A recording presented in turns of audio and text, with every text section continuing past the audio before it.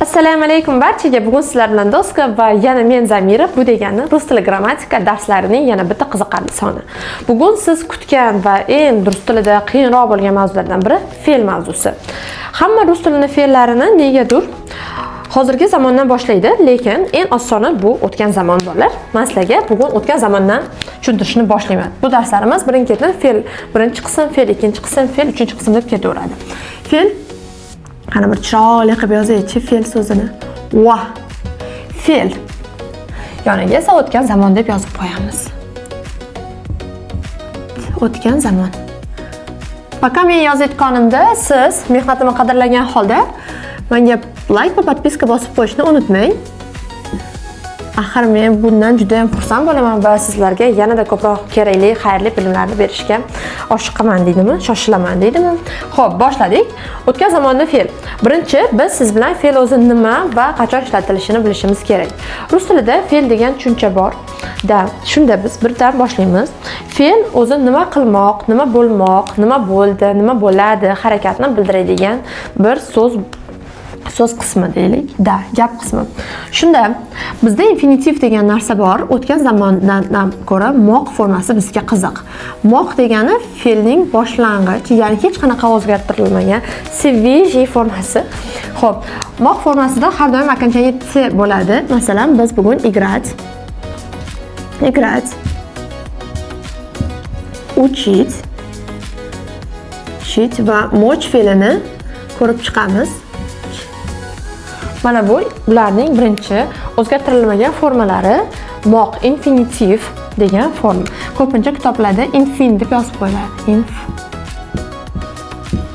Infin deb yozib qo'yiladi, shundan ham bilsangiz bo'ladi. Keling, hozir uni ingliz tilida aytadigan keywordslarni ko'rib chiqaylik. Rus tilida ham o'shanaqalar bor, o'tgan zamonni ko'rsatadigan so'zlar va qaysi ruchkani yozamiz. Keling, qizil bilan yozib ketaman. O'tgan zamonni ko'rsatadigan so'zlar bu. Vchera. Vchera deb aytiladi. Дальше. Раньше. Oldin.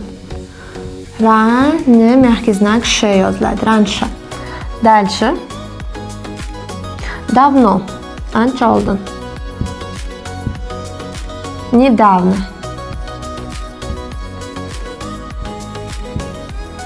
Недавно. Yoki qaysidir vaqtni ko'rsatib nazad deyish. Nazad degani oldin degan. Xo'p, ketdik. Mana bu bizning kerakli bo'lgan so'zlarimiz. Vchera degani kecha degani, раньше degani oldin degani, давно degani ancha oldin, недавно uncha ko'p vaqt bo'lmadi, yaqinda. И назад degani masalan yoniga so'z qo'yiladi. Год назад, месяц назад, неделю назад или же, я не знаю, век назад, asr nazad. Xo'p. Men o'ylaymanki, bu sizlarga tushunarli bo'ldi. Endi o'tgan zamonning formulasini ko'rsatib o'tay. Bu formularni ko'rsatishimdan oldin sizlarga aytib o'tishim kerak, что bizda o'quv markazimizda offlayn va onlayn kurslar bor. Siz bu videolarni ko'rib, yana tezroq o'rganmoqchi bo'lsangiz, sizga offlayn va onlayn darslar juda ham ma'qul bo'ladi deb o'ylayman. O'sha uchun bemalol Telegramdan adminga murojaat qilsangiz bo'ladi. Telegram shu YouTube shapkasida ham bor. И даже ulangan saytlarda degan joyda ham bor. O'tgan zamonda ko'pincha 4 ta format bo'lib keladi. Bu мужской род, женский род, средний род va ko'plik formasi. L deb yozib qo'yibman. L o'zi nima? O'tgan zamon yasashligimiz uchun bizga mana shu infinitiv kerak, moq formasi kerak. Играть, da? Va biz o'shani oxirini, ya'ni dumini kesib tashlaymiz. C ni kesamiz. Kesganimizdan keyin o'rniga L qo'yishimiz kerak bo'ladi. Mayli, mana biz mужской rodni aytishni boshlaylik. O'tgan zamonda men o'ynadim demoqchi bo'lsangiz, ya играл deysiz, o'g'il bola bo'lsangiz. Женский rodda agar men o'ynadim desangiz, играла deysiz. Средний rodda o'ynadi desangiz, играло deysiz. Lo. Ko'plikda играли. Bu o'zi ko'pincha shaxsonga ham o'tadi. Qaranglar. Agar men o'g'il bola bo'lganimda, men o'ynadim desam, ya играл derdim. Agar men qiz bola bo'lganimda, ya играла derdim. Agar men средний rodda bo'lganimda я играла derdim. Средний rodda emas, ko'plikda biz o'ynadik desak, мы играли derdim. Agar sen o'g'il bola bo'lsang, ты играл bo'ladi. Agar sen qiz bola bo'lsang, ты играла bo'ladi. Agar sen средний rodda masalan aytaylik, daraxt bo'lsang, devo играла bo'ladi. Deylik, shunaqa ko'rinishi ham bor ertaklarda. Deylik, agar ko'plikda bo'lsa, biz bo'lsak emas, siz bo'lsangiz, вы играли bo'ladi. O'sha li ko'plikka oladi. Agar u o'g'il bola bo'lsa, он играл bo'ladi. Agar u qiz bola bo'lsa, она играла bo'ladi. Agar u средний rodda bo'lsa, оно играло bo'ladi. Agar ular o'ynashda bo'lsa, они играли bo'ladi. Mana bu играть fe'lining ko'rinishi. Keling endi pastga bitta gap yozib ketaman, o'sha играл bilan. Вчера Madina играла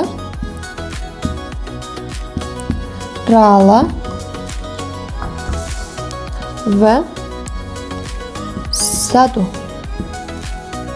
Kecha Madina bog'da o'ynadi. Mana bu v sadu ham o'sha o'tilgan mavzu. Va na degan mavzu adashmasam 3 yo 4 darsda. O'shani bemalol ko'rsangiz, mana bu gapni bemalol tarjima qilib yoki o'zingiz shunaqa gaplarni tuzishingiz mumkin. Aytgancha yana bizning anamizda, profilimizda, playlistlarda rus tili grammatikasiz degan darslar bor. U yerda hech qanaqa grammatika bo'lmaydi, faqat razgovor bo'ladi. O'shani ham ko'rib chiqsangiz bo'ladi. Ketdik. Играть fe'lini oldik. Вчера Madina играла в sadu.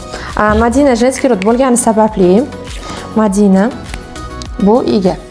Играла bu kesim. Shuning uchun la bo'lib ketdi. O'tgan zamonda Madina женский rod bo'lgani sababli. Вот, она играла. Ketdik. Играть fe'lini olib bo'ldim. Endi учить fe'lini olib ko'raman.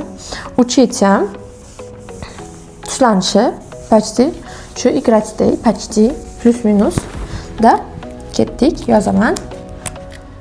Учить. Yana shunday. Oxirini kesamiz. T'sini kesdik. Мужской rodda l bilan nima deymiz? Учила deymiz. To'g'rimi? O'g'il bola bo'lsa. Женский rod. Учила deymiz.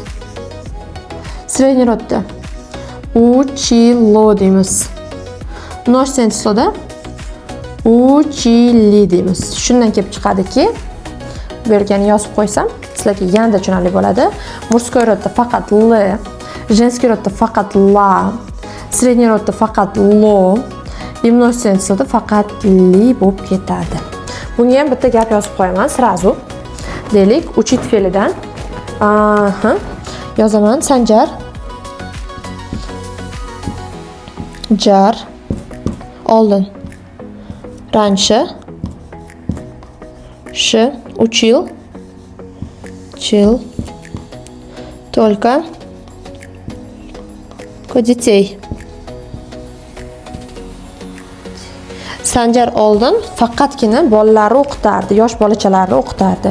Sanjar ega, учил kesim, учил o'g'il bola bo'lgani uchun, Sanjar chunki мужской rod. И mana bu раньшeni olib qo'yaman. Раньше ko'rsatkich so'z oldin. Mayda вчера ham ko'rsatkich so'z. Tushunyapsizlarmi? Shunda sizlarda to'liq gapni to'liq tushunib ketiladi. Endi uchilchi o'rniga biz yana bitta fe'l olib ko'ramiz.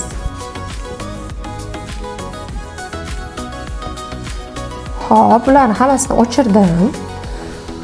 Mehnatni qadrlaylar, like va podpiska bosinglar. Eslatib o'taman. Bu narsa chunki men uchun juda ham muhim. Bu proyektim. Men bo'lmasam ham, men dars o'tmasam ham har doim odamlarga manfaat olib kelishini xohlayman.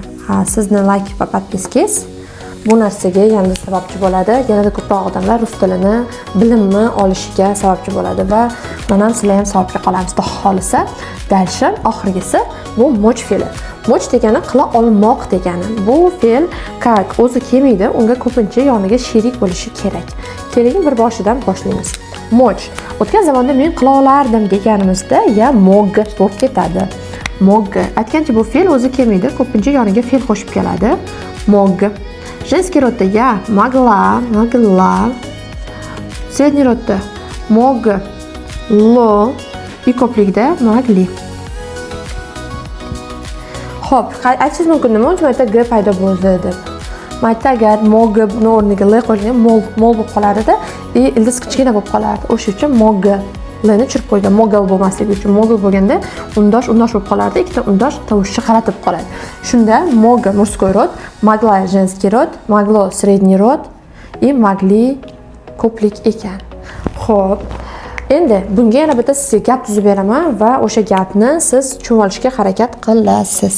Mogga aytdim hozir yoniga fe'lsiz kelmaydi deb. Ranchni o'zi давно yoki aytaylik gод назад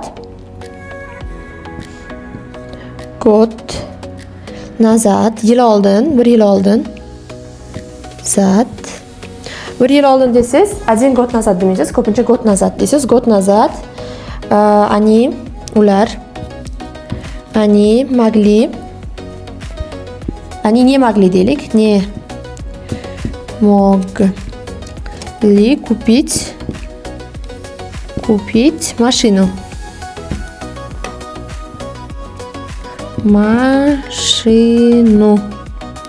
Bir yil oldin tarjima qilamiz. Год назад они не могли купить машину. Ular mashina ola olmasdi 1 yil oldin. Da, endi pul ko'payib ketgandir balki. Ketdik. Aniga могли купить bu fe'l. Mayda mogli qo'shma fe'l bo'lib ketyapti. Qarang. Mogli bitta fe'l. Ola olishmasdi deganda qo'ldan kelmasdi-da, sotib ola olishmasdi-da, sotib olishmasdi degan ma'noda. Shunda ikkinchi fe'l tuslanmay keladi. Chunki bitta fe'l tuslanganki, qo'shimcha yonidagi fe'l o'sha tuslanmaydi. Ikkinchisi shu moq formasi, infinitiv formasida keladi. Не могли купить машину. Bu yerda qanaqa ko'rsatkich vaqti, ko'rsatkich so'z, o'tgan zamonning ko'rsatkichi nazad, yil oldin. Shunda mana siz gap tuzishingiz uchun sizga ot, ega, kesim va ko'rsatkich so'z o'sha v bilan na to'ldiruvchilar yordam berar ekan. Xudo xolisa bu hamma bilimlar sizga foyda beradi degan umiddaman. Buni davom etamiz. Fe'lning 1, 2, 3, 4 qismi ham bo'ladi. Sizlar bilan yana ko'rishguncha paka-paka.